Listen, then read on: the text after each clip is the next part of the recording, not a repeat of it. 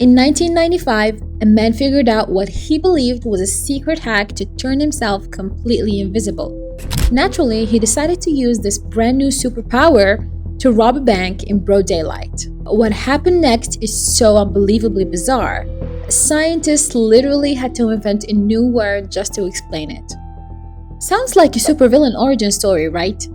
But this isn't a comic book. This is 100% true story about a guy who thought he cracked a glitch in the Matrix using something you literally have in your fridge right now.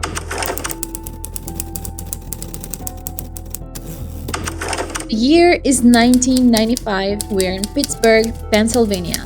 Our main guy is a 44-year-old named MacArthur Wheeler.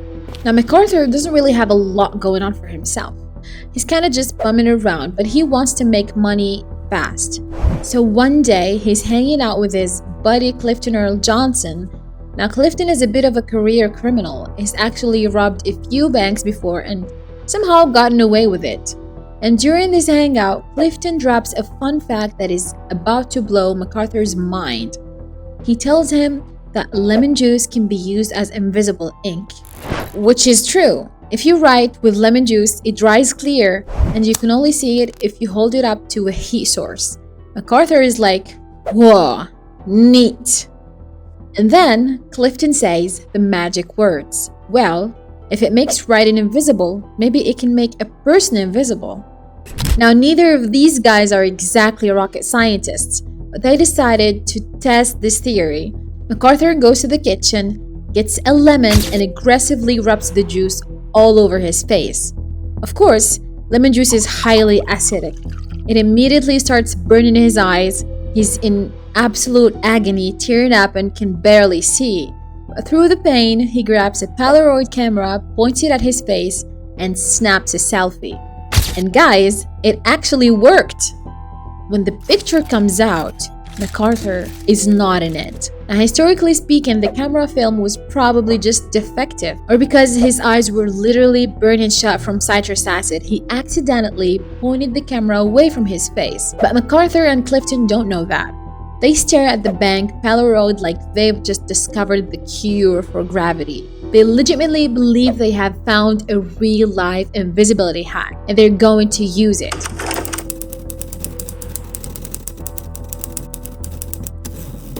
They pick two local banks, a Mellon Bank and Fidelity Savings Bank.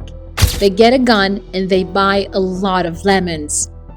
Back at the house, they literally marinate their faces in lemon juice. Again, it is stinking the absolute hell out of their eyes. But they don't care. No pain, no gain, right? They're about to be invisible millionaires. So they head over to the first bank, and because they are so confident in their new invisibility power, they don't wear masks. No ski masks, no pantyhose, no fake mustaches. They're just raw digging this bank robbery in broad daylight.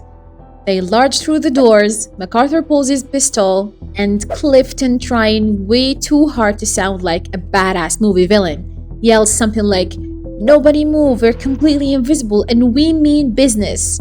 MacArthur goes up to the teller and demands the cash. The teller is terrified, but also deeply confused because she is staring right at his face, bare lemon sticky face. In fact, as she hands over the money, MacArthur allegedly tells her, "Don't worry, I don't have a face, it's just invisible."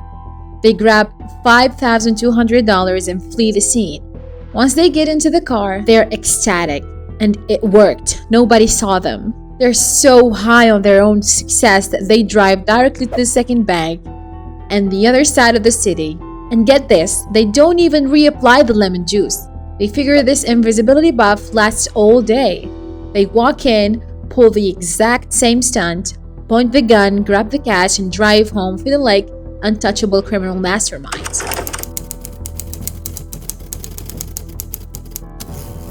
And once they get home, they think they are set for life. But the reality of this situation is rapidly catching up to them. Because again, they just robbed two banks in broad daylight without masks on. The police arrive at the banks, pull the surveillance tapes, and they are basically like, does anyone know who these guys are? Well, remember how Clifton was a career criminal? Yeah, detectives recognize him almost immediately. Within days, Police track Clifton down and arrest him. But MacArthur Wheeler, he's a ghost. He doesn't have a massive criminal record, so police don't know his name. For a few days, MacArthur is just chilling at home, living his best life, fully believing his lemon juice armor kept him safe. Until April 19th, 1995. The local news runs a Pittsburgh Crime Stoppers segment at 11 p.m. They broadcast the crystal clear security photo of MacArthur's very visible face to the entire city. The tip line rings off the hook. Dozens of people call in saying, "Yeah, that's MacArthur Wheeler." At 11:40 p.m., literally in 40 minutes after the broadcast aired, police are kicking in MacArthur's door and slapping cuffs on him. When they take him to the station, MacArthur isn't angry. He's genuinely, deeply heartbroken. Detectives slide the crystal clear bank photos across the interrogation table. MacArthur stares at his own face on the paper, looks up at the cops, and mutters the new legendary quote, "But I wore the juice." Clifton decides to snitch, takes a plea deal, and gets 5 years. MacArthur goes to trial. He loses and gets sentenced to 24 years in prison. Now, usually this is where the story ends. Just two dumb criminals go into jail, but this case made national headlines. And over at Cornell University, two psychology professors named David Dunn and Justin Kruger read an article about MacArthur Wheeler, and they stopped and asked a brilliant question. How does a fully grown adult man become so blindingly confident in something so completely stupid? So in 1999, Dunn and Kruger started running experiments on people to study this exact phenomenon. And what they discovered is a cognitive bias where people with very low ability or low knowledge about a subject drastically overestimate their own intelligence. Basically, the less you know, the more confident you are that you know everything. They named it the Dunning-Kruger effect. It is now one of the most famous and widely taught psychological principles in the world. So MacArthur Wheeler didn't get away with the money. And he definitely was not invisible. But in a weird way, by rubbing a piece of fruit on his face and holding up a bank, he accidentally cemented his legacy in human history forever. If you enjoyed this story, hit the like button, subscribe, and let me know in the comments what is your real-life Dunning-Kruger moment. Have you ever confidently believed something completely ridiculous? Tell me below, and I'll see you in the next one.